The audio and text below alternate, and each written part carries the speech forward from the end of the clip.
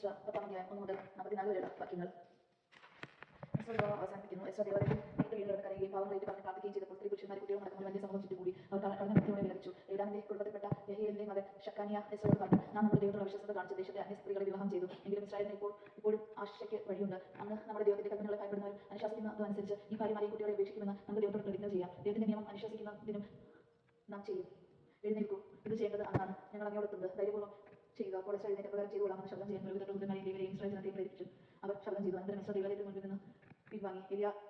യാശിമിന്റെ മകൻ യഹോഹാനാന്റെ മുറിയിൽ വെച്ച് ഭക്ഷണപാനീയങ്ങൾ ഒന്നും കഴിക്കാതെ പ്രവാസികളുടെ അവശതയെക്കുറിച്ച് വിലപിച്ചുകൊണ്ട് അവൻ രാത്രി കഴിച്ചു. യൂദായിലും ജെറുസലേമിലും അവൻ വിളംബരം ചെയ്തു, മടങ്ങിയെത്തിയ പ്രവാസികൾ എല്ലാവരും ജെറുസലേമിൽ ഒരുമിച്ച് കൂടട്ടെ. 3 ദിവസത്തിനകം വരാതിരിക്കുന്നവന്റെ വസ്തുവകകൾ ശുശ്രൂഷകന്മാരുടെയും ശ്രേഷ്ഠന്മാരുടെ ആജ്ഞ അനുസരിച്ച് കണ്ടെത്തുകയും പ്രവാസികളുടെ സമൂഹത്തിൽ നിന്ന് അവനെ ബഹിഷ്കരിക്കുകയും ചെയ്യും. 3 ദിവസത്തിനുള്ളിൽ യൂദാ ബെഞ്ചമിൻ ഗോത്രം ജെറുസലേമിൽ സമ്മേളിച്ചു. 9 മാസം 20-ാം ദിവസമായിരുന്നു അത്. ദേവാലയത്തിൽ സമ്മേളിച്ച അവർ ഭയവും പേമാരിയും നിമിത്തം വിറയ്ക്കുന്നുണ്ടായിരുന്നു. പുരോഹിതൻ എസ്ര അവരെ അഭിസംബോധനം ചെയ്തു പറഞ്ഞു, നിങ്ങൾ നിയമം ലംഘിച്ച് അന്യ സ്ത്രീകളെ വിവാഹം ചെയ്യുകയും ഇസ്രായേലിന്റെ പാവം വർദ്ധിപ്പിക്കുകയും ചെയ്യുക. അതിനാൽ ഇപ്പോൾ നിങ്ങളുടെ പിതാക്കന്മാരുടെ ദൈവമായ കർത്താവിനോട് പാവം ഏറ്റു പറയുകയും അവിടുത്തെ ഹിതം അനുവർത്തിക്കുകയും ചെയ്യുവിൻ.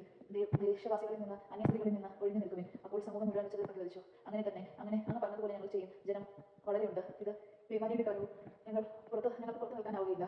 ഇത് 1-2 ദിവസം കൊണ്ട് തീരുന്ന കാര്യമല്ല. ഞങ്ങൾ അത്രയ്ക്ക് അപരാധം ചെയ്തിരിക്കുന്നു. നമ്മുടെ ശുശ്രൂഷകന്മാർ സമൂഹത്തിന്റെ പ്രതിനിധികളാകട്ടെ. നമ്മുടെ ദൈവത്തിന്റെ ക്രോധം ക്ഷമിക്കുന്നതുവരെ അന്യ സ്ത്രീകളെ വിവാഹം ചെയ്തിട്ടുള്ള നഗരവാസികൾ അതത് നഗരങ്ങളിൽ ശ്രേഷ്ഠന്മാരോടും ന്യായാധിപന്മാരോടും കൂടെ നിശ്ചിത സമയത്ത് ഇവിടെ വരട്ടെ.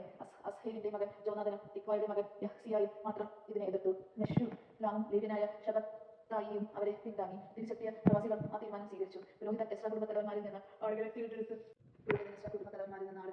തിരഞ്ഞെടുത്ത് പേര് രേഖപ്പെടുത്തി. 10-ാം മാസം 1-ാം ദിവസം അവർ അന്വേഷണം ആരംഭിക്കാൻ സമ്മേളിച്ചു. 1-ാം മാസം 1-ാം ദിവസമായപ്പോൾ അന്യ സ്ത്രീകളെ വിവാഹം ചെയ്തവരുടെ വിചാരണ പൂർത്തിയായി.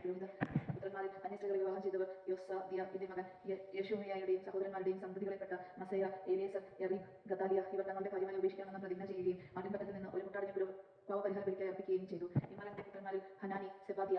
ഹരാമിന്റെ പുത്രന്മാരിൽ മസേയ, എലിയ, ഷമായ, യഹീയേൽ, ഇസ്തിയ. പശ്ഹൂഷിന്റെ പുത്രന്മാരിൽ എലിയോവേനായി, മഹസേയ, ഇസ്മായിൽ, നേതിയനേൽ, യോസബാദ്, എലാസ.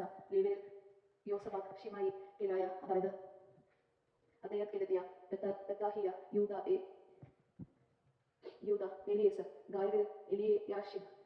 വാതിൽ കാവൽക്കാരിൽ ശെലിം, ഈറി. ജനത്തിൽ ഫരോഷിന്റെ പുത്രന്മാരിൽ റാമിയ, ഇസിയ, മൽക്കിയ. മിരാമിൽ എലിയേസർ, ഹർഷാബിയ, ബനായ. എലീമിന്റെ പുത്രന്മാരിൽ മത്താനിയ, സക്കറിയ, യഹിയേൽ, അബ്ദി, യറാമോത്ത്, ഏരിയ. സത്തുവിന്റെ പുത്രന്മാരിൽ എലിയോവേനായ്, എലിയാശിബ്, മത്തീന്യ, യറാമോത്ത്, സാബത്ത്, അസീസ.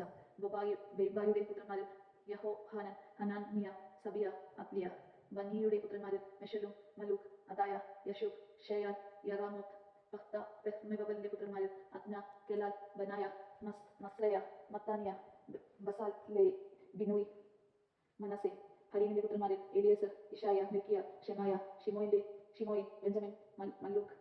ഷാഹൂബിന്റെ പുത്രന്മാരിൽ നത്താനിയ, മത്തായ, സാബത്ത്, എലിഫെലത്ത്, യറാമായി, മാനസ, ഷിമei. ബനിയുടെ പുത്രന്മാരിൽ മദായ, അമ്രാം, യുവേൽ, ബനായ, ബത്തായ, കെലൂഹി, വാനിയ, മെറോമത്ത്, എലിയാബുഷ്, മത്താനിയ, യാസോൻ. ബിനുവിന്റെ പുത്രന്മാരിൽ ഷിമei, ഷെമരിയാത്നാഥൻ, അദായ, മഗ്ദയാബായ്, ഷഷാവായ്, ഷറായ്, അസറേൽ, ഷെലീമിയ, ഷെമറിയ, ഷെലൂം, അമരിയ, ജോസഫ്.